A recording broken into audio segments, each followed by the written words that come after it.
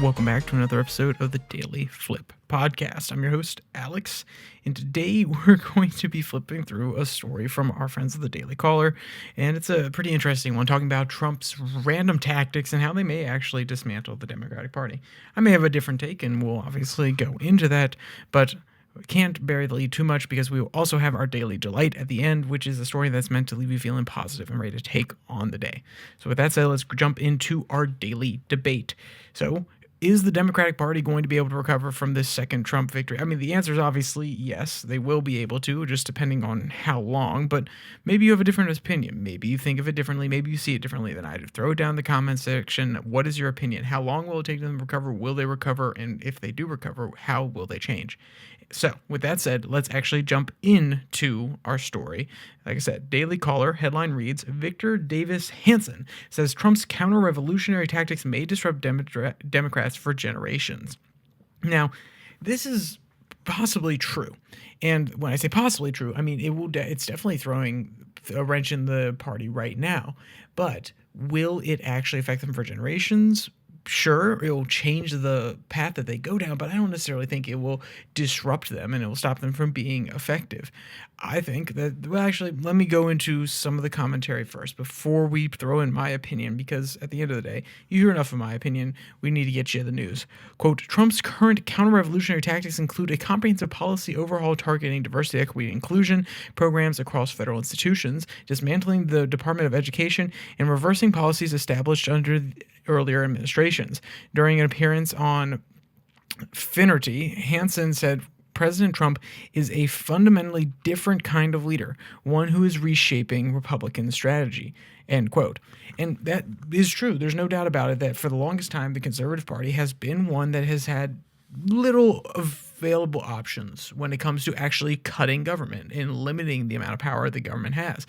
But also, there's a flip to that, which is while he's limiting certain powers, he's also vastly expanding the executive in order to get some of those cuts done and get some of those powers taken off the books. While he's trying to strip things away from the executive agency, he's also vesting more power in the executive itself. So the Republicans have, for the last 20 years, and even some Democrats have believed in a unitary executive, essentially that basically anything the president does should be legal to some degree. Now, it's more complicated than that. I'm not going to pretend as though it's that simple, but it is the baseline assumption that fuels a lot of these ideas that the president can use sweeping authority, a lot of executive orders, in order to get what he wants done. And it is that perspective, not necessarily that legal theory, that leads to situations where you have a president issuing hundreds upon hundreds upon hundreds of executive orders within his first 3 months of his second term. So let's actually get to the opinion part of this now. Let's move beyond just the commentary and let's ask a simple question, in my opinion. Which way has the Republican Party moved? With Donald Trump at its helm, which way has it moved? In general, you could say that there are different policy areas that it has moved in many different directions on, but if you had to do an overall analysis on economics, on cultural policy, on federal spending, things like this, which way has it moved? I think if you're to ask that question to an honest person, and I'm not saying anybody's not honest for not seeing it, but an honest person who takes it all in, I think you can honestly say that they have moved to the left. Maybe they've moved to the right on immigration. Maybe they've moved to the right on some national sovereignty issues. But then again, Trump himself has leanings towards the neocon.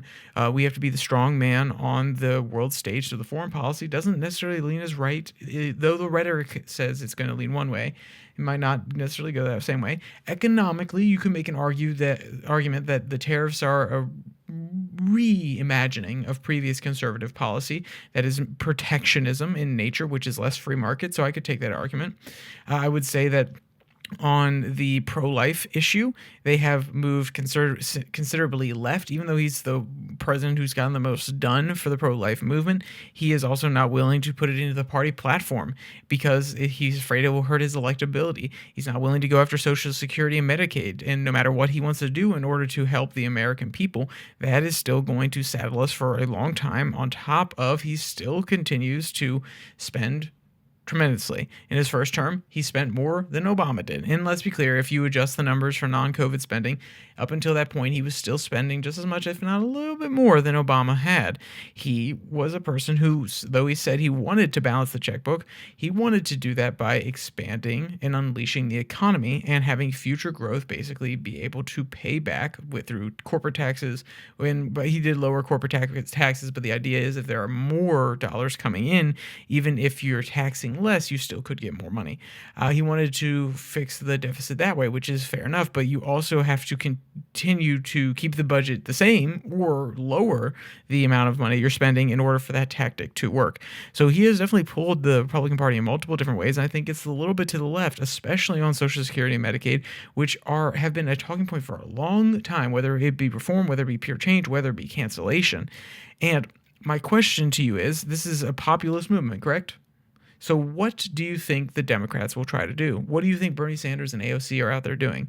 They are currently kicking up populist sentiment. They are kicking up the populist power base that is the most loyal to the Democratic Party. And they're going to continue to make the argument that if they do not get some sort of control over policy, if they do not get a candidate, the progressive wing of the party does not get their say, people are not going to pull out and vote for them because the populist message is the one that works.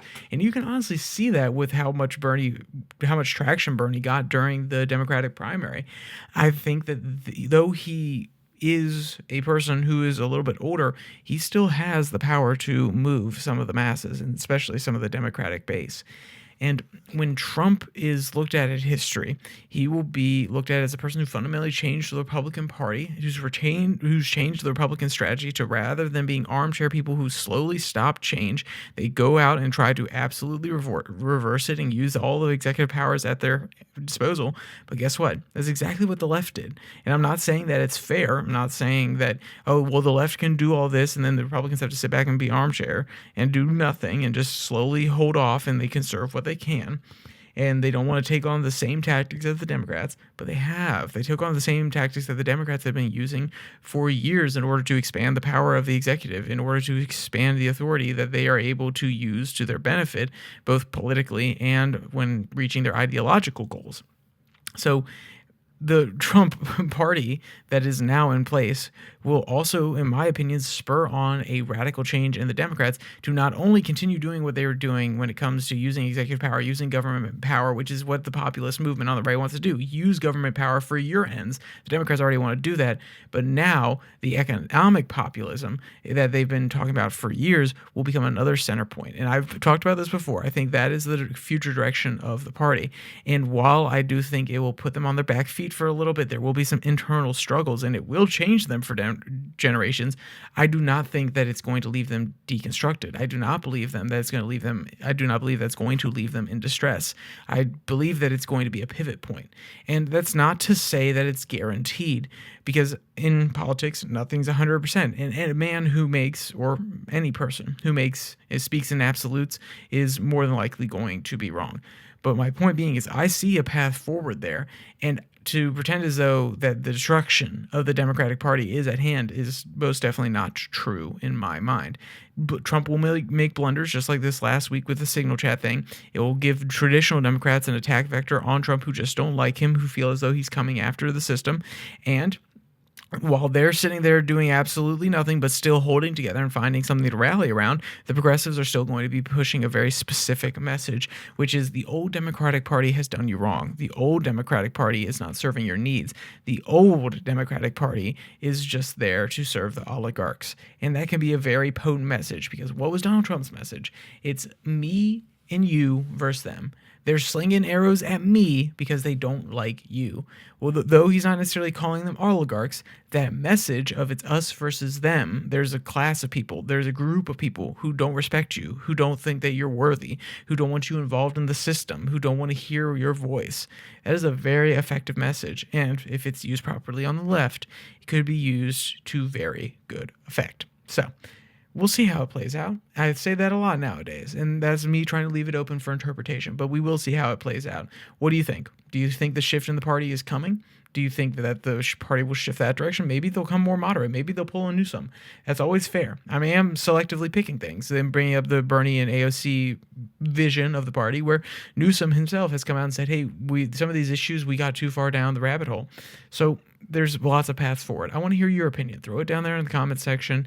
And now that you've listened to the whole thing, maybe even comment on your old one if you thought something different by the time we got to this point. So, with that said, let's jump into our daily delight. This one comes from Dog Time, and the headline reads, "Dog can't contain her excitement over snow in hilarious video." And honestly, yes, this dog, he runs around, pauses right at the camera, honestly perfect, and then continues to run around when the snow's coming down. As a person that loves snow and had a dog who very much loves snow as well, brought back some good memories. The video is absolutely adorable, so it's no more than 45 seconds. You can watch it on your way to work, and by that I mean, if you're on a metro or if you're at a stoplight, don't do it while you're driving. But you can watch that video. All of that one and the article from earlier will be linked in the description below that like and subscribe button. Also down there you can find the podcast on Spotify, Pocket Cast, Podvine, as well as the Twitter handle at @YourDailyFlip, where I post the link directly to the videos there, so you can find them on Monday, Tuesday, Wednesday, Thursday, and Friday. And if you're thinking, wait, hold on, Tuesday and Thursday, that's when we post our 6 and 6. It's 6 stories from around the world in 6 minutes or less. So it's international news meant to be consumable and easy for you. So with all that said, there's only one more thing to say. Stay safe, don't die.